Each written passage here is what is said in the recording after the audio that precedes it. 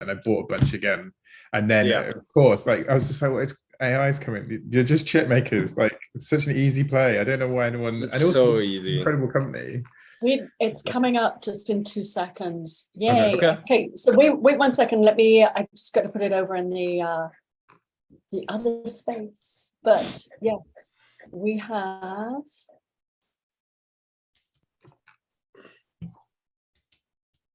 Oops.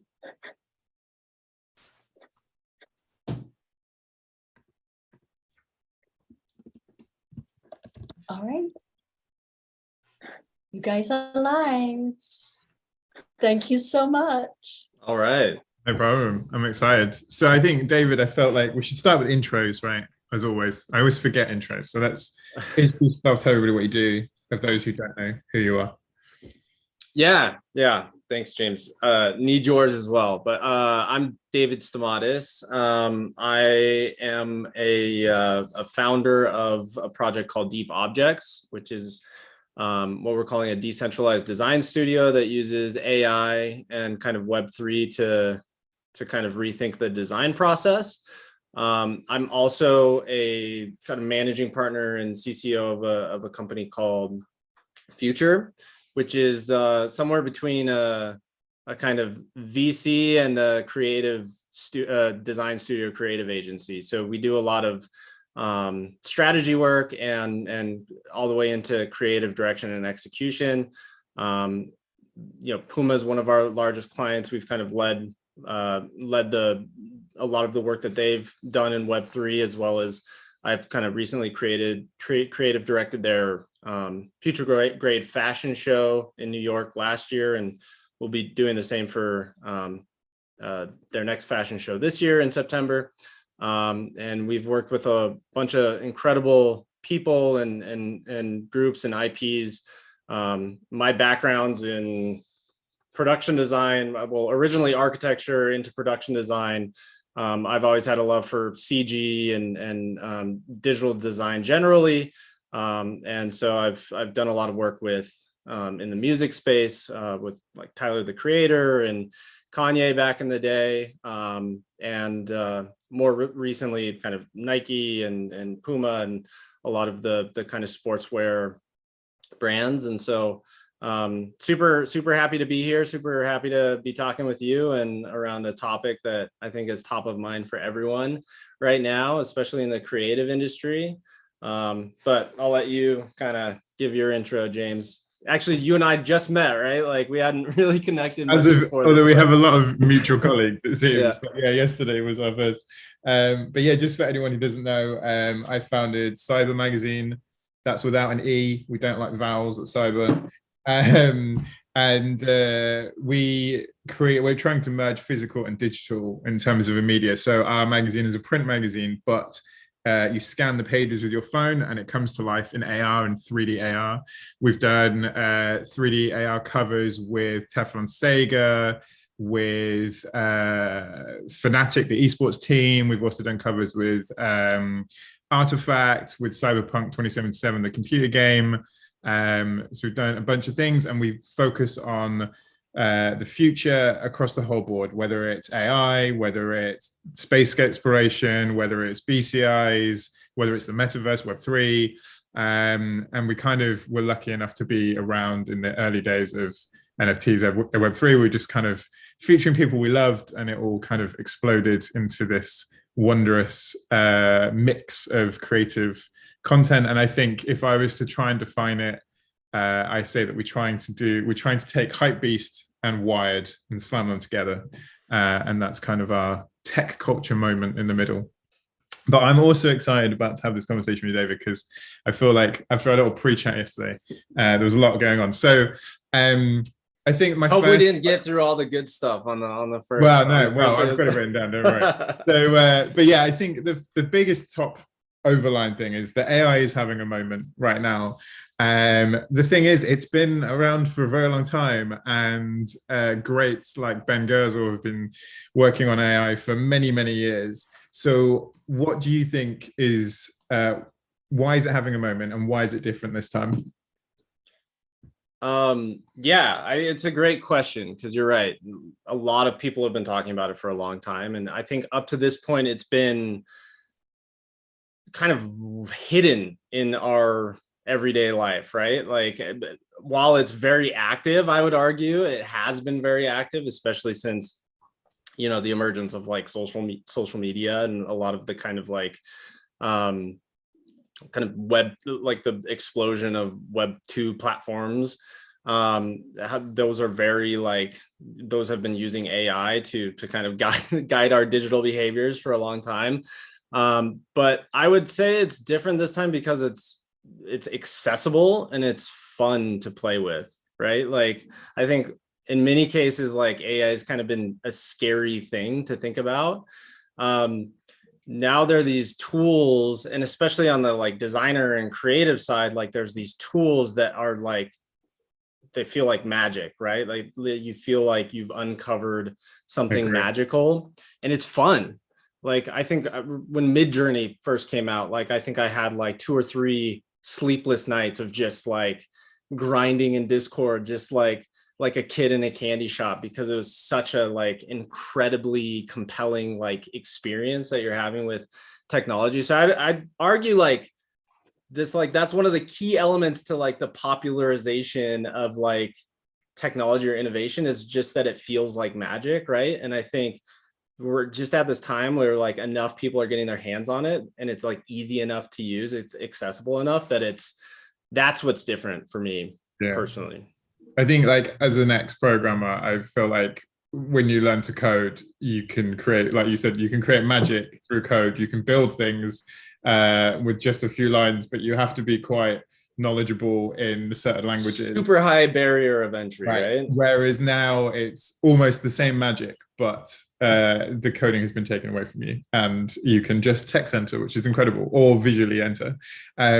One thing that I liked that you mentioned previously was that you talked about how AI, in a sense, through algorithms, has been part of our life for a long time, but it's almost been against us in the terms that the social media algorithms are kind of forcing us to watch certain content or keep us in certain ways, which is kind of how that is. But it almost seems like we're now having control of AI ourselves.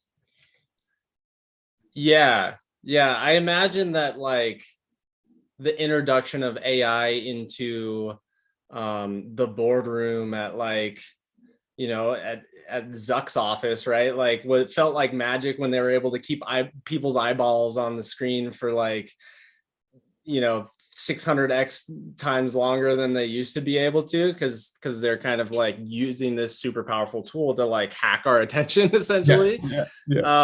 Which is kind of like a dark, like, I mean, obviously that's not a new narrative, and it's like we all understand that now, I think conceptually, which is good, right? But like I think that my point is that we've been engaging with AI for a really long time, for the last decade, and it's kind of been this like under the radar, and oftentimes not so like good for us kind of version of like use cases of these tools. And I think what I love about this kind of new energy, especially in the creative space, is that these are like, they're becoming really productive tools. Of course, there's like, nobody ever came out of like any innovation like unscathed in a way. Like there's always going to be like upsides and downsides and like problematic things about new technology, right? Like, but I think generally this, like, I'm like really become a big proponent for like accessibility in design and creativity. And it's having built and been part of design studios and creative studios like my entire career, I think there's like a lot of white space for like rethinking like hierarchies and kind of the democratization of how we make and consume things. And I think that this kind of like explosion of popular interest in tools that are driven by AI is generally like a net kind of progressive thing, right? Compared to the alternative, right? And there are some differences of opinion, which we'll get to further later on. But I think to dive into what you've just talked about, I think you've been doing some interesting things with Deep Objects and FTR, and I think the one thing that you were talking about is how you've kind of thought about giving AI to a community of designers, and how you see this collaboration between AI and community. I'd love you just to talk about that for a moment. Yeah, well, I think like one of the outcomes of like being able to produce content essentially, right, and like this acceleration of being able to like produce high quality and like unexpected outputs with, you know, fairly little input, creates this environment where we're like able to produce more things than we've ever been able to produce before. And that's like part of this exponential growth curve, like going from paper and pencil. Like I studied architecture in school and practice for years, you know, so it's like going from my education in architecture was digital, like on screen, like we were learning Autodesk Maya and like 3D animation tools to learn how to design space and art, like think architecturally, right? But like the generation right before in school, we were like, paper studios. Like I was the first generation of paperless studios. They were like literally you would buy, instead of a computer, like a drafting table, right? And you'd be, so like this ability to like produce more and more and more is like an outcome that we're seeing now with AI. You can produce millions of outcomes like fairly easily. And I think there's a premise that like if you have that many outcomes, it's like impossible as a single person to like figure out what's good and you can't like sort through all of those, right? And so this, I think that's one element with community that's really powerful, is like the larger volume of things we can create, you might need like a larger body of like creative minds that can like help use taste and opinion and their gut and intuition to like whittle it back down to the things you actually make, right? So I think that was one of the really powerful pieces of like combining the kind of technologies that are both like, I guess, kind of in the zeitgeist right now of like AI and like generative AI and Web3, or this ability to assemble communities of like-minded people who kind of have a taste for digital design and collectibles and assets. So I think that for me was like really this interesting piece about community.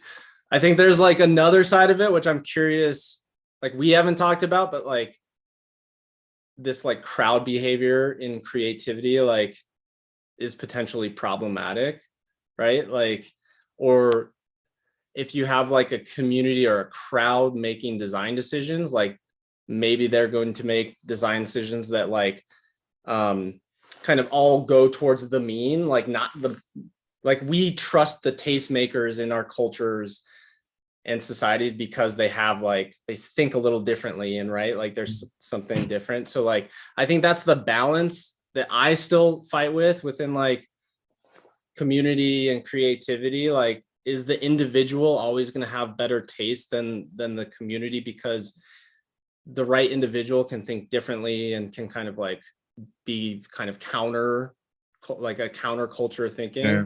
What's So interesting, I think, about talking about thinking differently is I know, at least in our team and an extended team of the cover that we're doing at the moment and the management around them, is that ideas are being fed. So creators' ideas and creative directors' ideas are being fed into AI, their own artwork, their own work originally. Yep. It's not like a situation like a ChatGPT or a Midjourney where they're typing in something to get something new, but they're putting in their own artwork to see if they get different results back, to kind of think outside of their imagination and their vision. And what's happening, especially what I've seen on our side, is that AI is coming up with some ideas that wouldn't even be really thought of as possible, or even in the same kind of scope, but yet they suddenly become very very lifelike and very within the actual remit of the plan, and then they get incorporated in the designs. I mean, have you found that at Deep Objects and within your work? Yeah, I mean, to be honest, I think that's, well, I think there's 2 points. One is like this move from these tools that are currently like everybody's using, which are like essentially just scraping the internet for data sets. Like we just need more data to like the move to training, like using the technology to train your own models, which is kind of how we've operated within Deep Objects. Like our first collection was around sneakers. We built our own data set, which was highly curated, and we trained a model based on an NVIDIA release.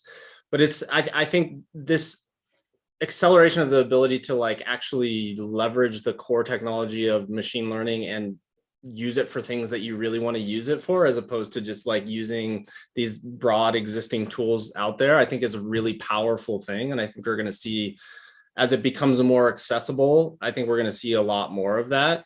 I think right now it's still like, again, that barrier to entry, it's hard to train your own AI model, right? You have to invest it's like going back to your roots, right? It's like you have to invest the time to learn how to set up a Python environment on your PC, right? Like, I think that's like the next barrier to fall. And once we do that, then we will have this ability to include not only specific ideas into like entire models, but like other voices and other diverse opinions. And I think, that's probably one of the big criticisms of AI right now is like what are the models being trained on, and who's deciding what goes into the data set and what stays out of it, right?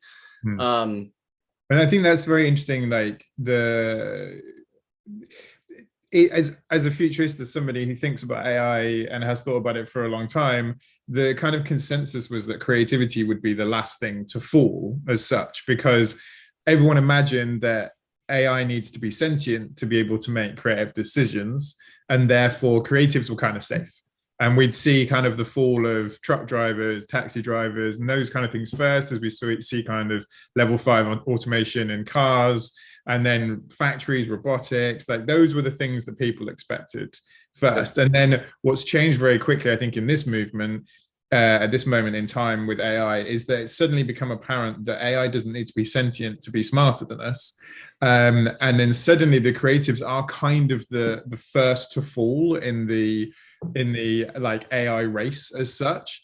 And obviously that has created a huge disruption and disagreement on what's ethical and what's not. I personally have my views, which I'm happy to share, but I'd be interested to see what you feel about this kind of creative anti-AI faction that's kind of growing at the moment. Yeah, I mean, there's a few things. Like we talked a little bit about this yesterday. Like I actually don't think creatives are the first to fall. I think that like we don't have to get too into this because it's dark and we already covered it, but like kids are the first to fall because like AI has basically hacked their attention within social media, right? Like I think there's a lot of like potential candidates for like who has taken the brunt of that kind of conversation. That being all said, it's kind of funny. There's like a lot of pissed off digital artists right now because they believe that their work is being stolen and put into these data sets, which it kind of is, right? Like that's pretty verifiable.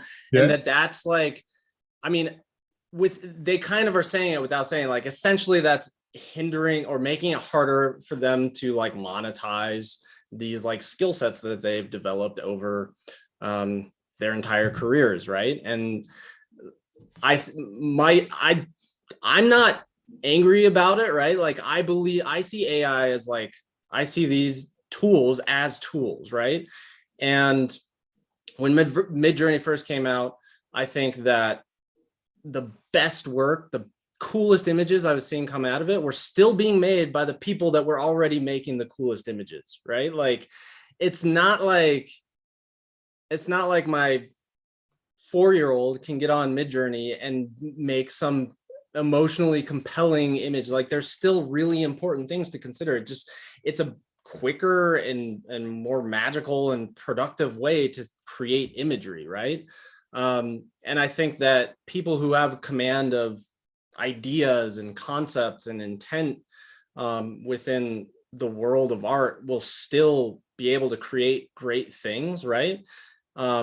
but this like notion that it's like, I don't know, it's kind of moot, this notion that it's stealing our work and that we need to be repaid for that work, right? Like I think it's a valid concern, but at the same time, like this train's not stopping. So you should embrace the new tools and learn how to be great by including those into your workflow. And if you were already great, it's going to make you better, like guaranteed.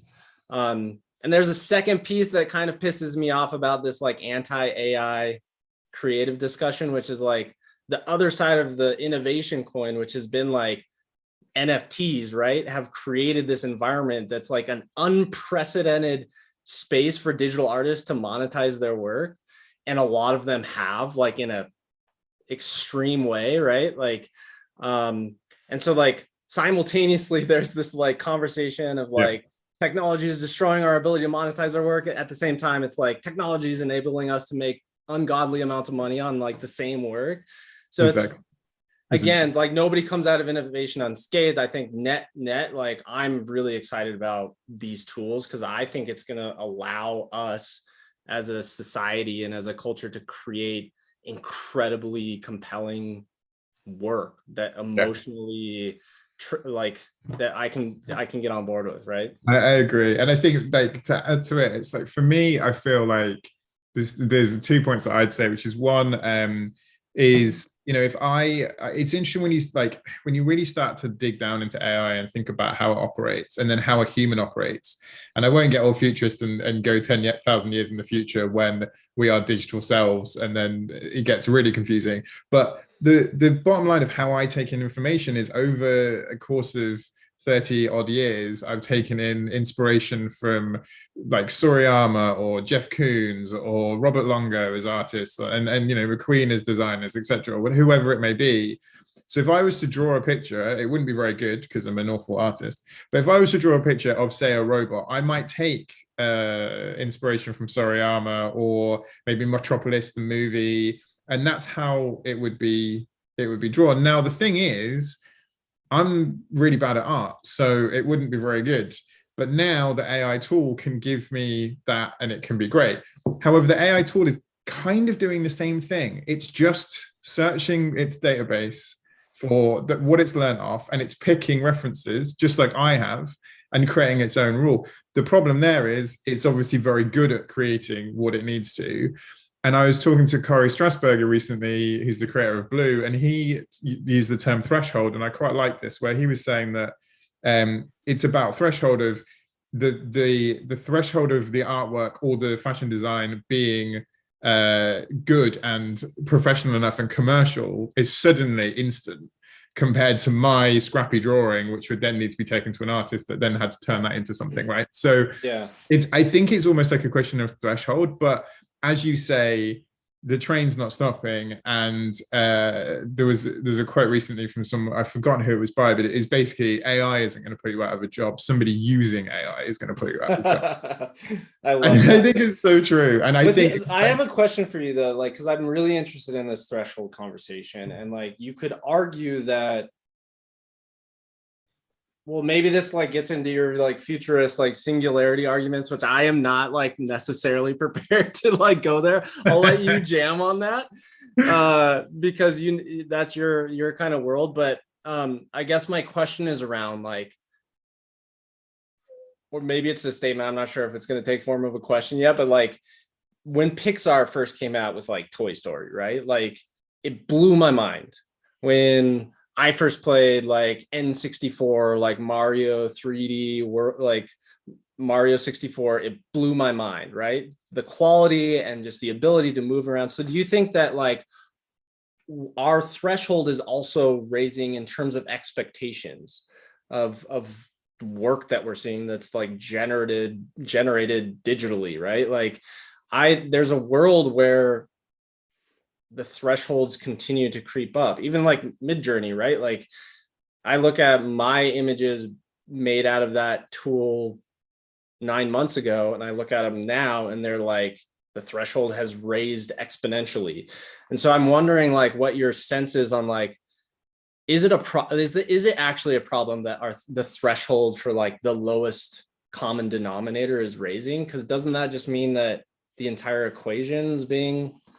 I think so, and I think it's like a push and pull, right? Like at the moment, people are talking about, like, are worried about their art being used as training data because the threshold is currently jumped as like a pull thing where it's pulled the art that way. But I think within, as you said, like within like 6 to 8 months, then certain things will be created that are so fantastic that people aren't worried about it anymore, because what's coming out of Midjourney, if you're just a basic user who's typing in commands that doesn't have any like creative ability as such, isn't going to be anywhere near good enough. I think quite a good example to jump to Web3, for example, is if you think about like generative PFP collections and just how dead they are, in a sense of like, no, like it's such a boring thing, right? And then if you look at somebody like MGXS, who we did a cover with a while ago, who's an incredible artist, he built a generative AI system over the course of 2 years. Like, it took him 2 years to build the actual system itself, not the artwork, the actual system.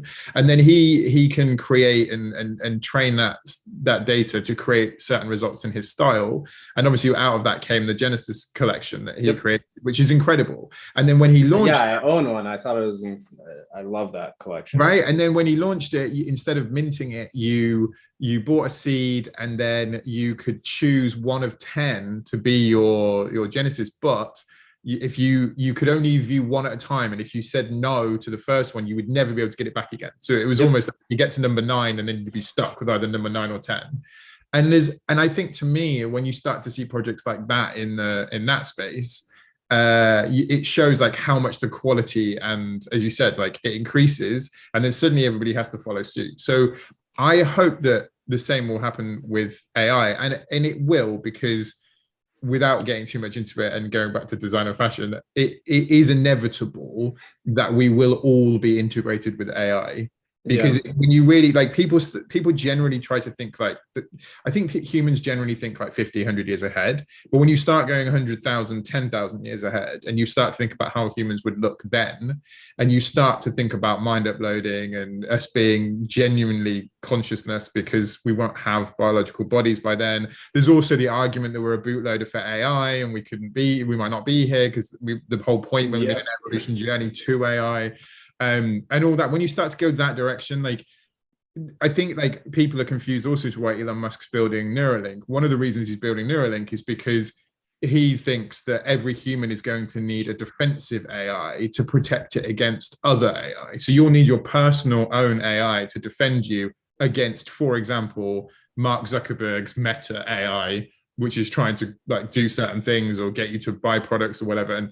And that's kind of like the big picture. So I think when we're kind of talking about this training data, it is a problem. And I also agree that, like, obviously we have designers and artists on our team. We also use AI. So we kind of do both. We employ artists. We also use AI a bit, but it's just kind of that moment where we need to see a creative revolution, I think. Yeah. As you were talking, you kind of reminded me of some topics that we kind of like covered a bit earlier, but like, I don't know, maybe gave me some new light on them. One is like creatives being the first to fall in this kind of like fight against AI, even though that I don't believe that's what it is, right? Like, you could reframe that in a different way, in that like creatives kind of are always trailblazers in these kind of uncharted territories. And so like, right, the first, I hate to use like violent metaphors, but like the first soldiers in are always the ones that get like most effed up, right? Like, so I think there's this appetite for creatives and designers to kind of be explorers in these spaces. And with that, like, that's kind of how I would frame the creatives are first to fall conversation, which it just like the way you were talking about it, like kind of gave me that different lens on it. I think the second piece with like the Genesis collection and this idea that like the discovery that like an experience with art or an experience of the creation of art is like something that's becoming like the point of innovation. And I think it goes back to like AI feels magical because I get to interact with it. I get to have an experience with it. And when we get to experience something in like a interactive or kind of gamified way, like we build more of an emotional connection to it. I think this idea that, again, this goes back to the democratization or the accessibility of creating things. I think creating things is this like innate human instinct that we all have. And the more people that that's why I love being a designer and a creative, because I get to like sit down with a blank piece of paper and like express myself, right?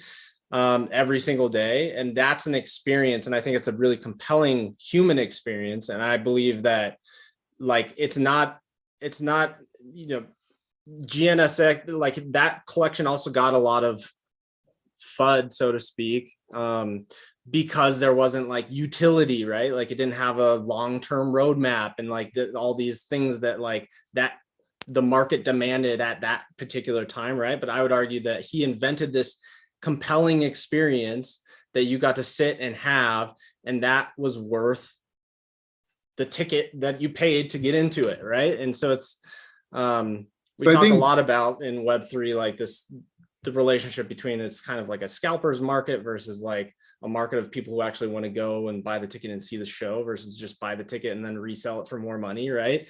And like I think we're moving more towards the people that want to see the show and stay for the experience in these worlds. Totally, and it will happen as well, where it will separate. The two will separate, but absolutely sure, and the experience and the design will win. And I think so. Some of what you were saying there, and it kind of tied on to how AI in design and in fashion will kind of and how people will see design and how they will collaborate in design, etc. And obviously, for decades, we've had creative directors in charge of fashion brands, and that's how it's been. And as we were talking about a little bit before, obviously you're now getting the first situation where you've got creative directors directing collections, but not the brand. So like Louis Vuitton and Kid Super, for example. Now, I believe as well that brands, especially fashion brands in the future, these big, LVMH and etc., will have their own AIs in-house, right? Now, how do you think that both of those will come together within fashion? Do you think there'll be a disruption, and how can AI kind of contribute to that shift within the design and fashion design industry? Yeah, I know we were talking about this yesterday. It's something that I think about a lot in relationship to, I guess we are at Digital Fashion Week, right? So like, which is to say like this, I think the model of,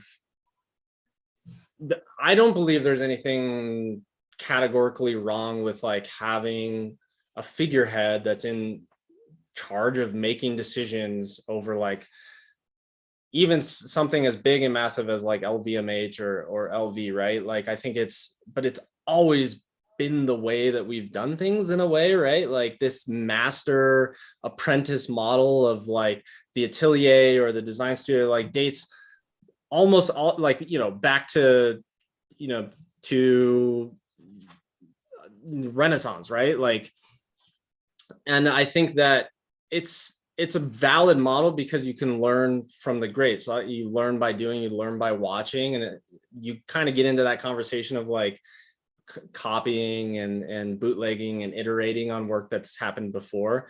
That's not the conversation we're having now, but I want to go back to that at some point because we didn't really get to dive into it. My point is that this like master apprentice model has kind of never really changed all the way up until like you're currently seeing it. But there's this like, there's a shift because the volume of work that's being put out, like you're seeing it now with like Demna releasing his statements with like the big controversy with Balenciaga. Like he's like in this position of power, and like because of the volume of work that's coming out, it's like it's creating like a weird situation, right? So I think that there's an alternative to this kind of like strict hierarchy of the design studio or the atelier, and I believe that it lives in this world of like massive output with like a large community like curation that like decides what is good and what is bad. And like, I think at the same time that model hasn't really evolved, like you do see brands like trying to understand how to allow consumers to like co-create consumer goods and products, right? You see it a lot at like Nike, right? Like Nike by You. It used to be Nike ID, right? Like choosing your own colorways. And like, I think that I used to do a lot of like experiential marketing, and like that was very much what we did, was like bring consumers to have a seat at the table, to think about like the things, like the cultural artifacts that our favorite brands make, and how do we make those with them.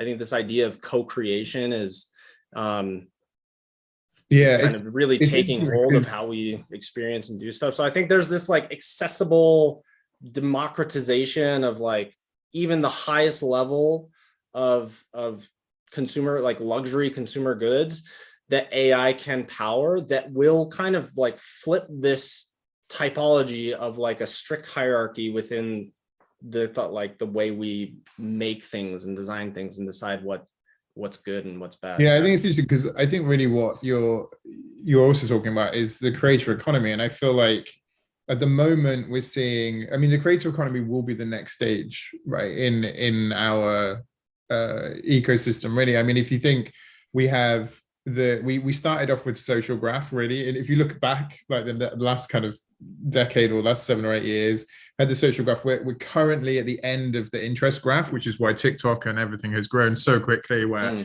the whole aim of the game is to attribute the person's interest and then aim the like content design, everything at them of interest. And then obviously we'll move into creator economy. And obviously I think Artifact are probably doing it the best. So, you know, with their fashion and their collaborations with Nike, obviously owned by Nike now, but you know, and you see their community and how much they're creating, and you've got fashion brands and new design coming out of these creators as part of that. So you have these kind of offshoot lines and these offshoot digital fashion and everything, and I just feel like it shows exactly what you were talking about. And then AI is just going to accelerate that. Like all it means is you've got better tools, more access to creativity, more access to be able to create higher end. And with tools like Luma, where you can like text to 3D models, is insane. It's crude at the moment, but I still like just typing in, you know, sneaker, futuristic sneaker, and then it to give you a 3D model back. That is obviously it's pretty incredible. And I mean, I think from jumping from that point, what tools are you, I mean, I'm assuming that people that are listening are probably quite up to speed with the AI tools that are out there, but just in case some aren't, but also what your favorite tools are at the moment. I mean, Luma is quite an interesting one. Luma is really interesting. I know NVIDIA is doing a lot of interesting work on, like, I think the ones that I'm most excited about right now are not of the kind of resolution that I would actively use them in my practice necessarily, but like NVIDIA just developed, they haven't released it, but they released a paper called Get 3D, which is essentially like a text to 3D object and they're looping in like StyleGAN into the textures. So it's like you can do text to texture updates, text to 3D mesh. It's super crude right now, like you said, same as Luma, which is like essentially revolutionizing like photogrammetry and 3D scanning. I think yesterday we were talking about like how hard it is to find a good 3D scanning person, like in San Francisco, right? Yeah, exactly. Outside of LA and London. So like, I think that world of like 3D object creation, 3D mesh creation is going to be the next big horizon line that we kind of peek over the edge of within AI that I'm excited about. I think we're already doing the same thing with film, and really where all this stuff goes is like all these tools are going to combine together to create like whatever the hell you want, right? And that's really where it gets exciting, like what, and puts in question like the actual mediums that we experience things with, right? Like what is the future of film? Like what is the future? I think like the second we can combine all these tools together, it creates potentially new mediums, right? And again, like we get closer to your singularity probably from a Yeah, I mean, now content I feel like media there's gonna be standpoint. a lot of singularity. But yeah, I think it's interesting, isn't it? Because I think as you said, these tools will combine, and then you'll get to a situation where you can almost create a white paper for a new fashion brand and load it into one tool, and it will give you 3D models of the collection, Yep. which you can then send to a factory if it's made from like Chloe 3D or Marvelous or whatever software it decides to use for it. So, because you obviously then can use those patterns to print, to manufacture them. And then you can load it into, eventually, I feel like it's very, very close. We're going to get text to video, as in like full campaign style video films, right? 10-minute short films. So you could then load the white paper into that and then get your brand video back, and then maybe even load it into like kind of a cross between Chat GPT and Stable Diffusion, get 100 Instagram posts back. And then you Even can kind of I have start to the say brand with though, the like design, even your if that film, all happens, I still believe that like these things are just tools, and you know, people with incredible command of concept and like have great taste and are like plugged into culture generally will still make cooler shit than the people who don't have all those things, right? And I think what excites me, like our creatives will become more curators than they will be makers, right? Like they're curating the outputs. They're not necessarily, it's not making in the same, like really what gets put into question is like the craft of making and what happens to that, right? Like if all you're doing is curating outputs, taste maybe is much more important than like the craft of making something, right? Which, speaking of fashion, like the craft of making the craft of tailoring, right? Which actually is having a resurgence, like tailoring, as we're like moving beyond the kind of like streetwear, like obsession of like high fashion, like moving back into this, like even Demna just said in his release today, like I want to move more back in toward the heritage of Balenciaga, which is making incredible quality clothes. So I think you might see, I think long-term like curation will outweigh craft, but like short-term, there's this kind of like counter culture of like people really just caring about the quality of how things are made and moving away from the kind of like.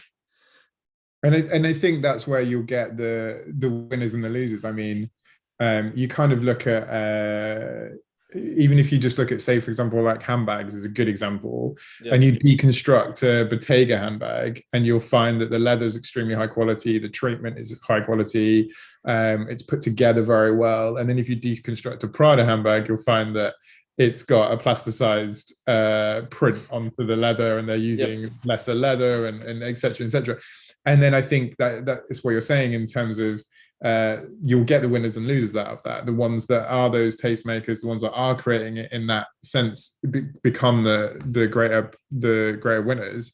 And I think it is really interesting where, as you said, I do feel like you're right in terms of the curation and it is that thing, like anyone can create these images at the moment. And I think it will increase, like the power to the individual will increase, and they'll need to be able to put less in. They can put less input in. Yeah. But as you said, you know, it's very different for Tom Ford's skill set to be able to create an outfit, and mine.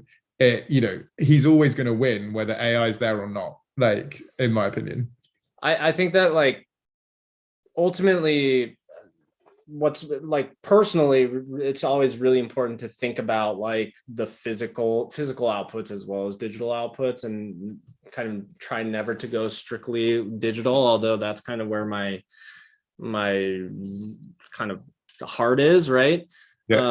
Just for that exact reason. I think it's right now in this point in time, I think it's really interesting to balance, you know, the craft of making things physically and like this explosion of like tools and the ability to like generate ideas and thought and compelling imagery digitally. So I that's kind of really the premise behind like what we're doing at Deep Objects. But generally, I think like, you know, Megan Casper calls it digital twins.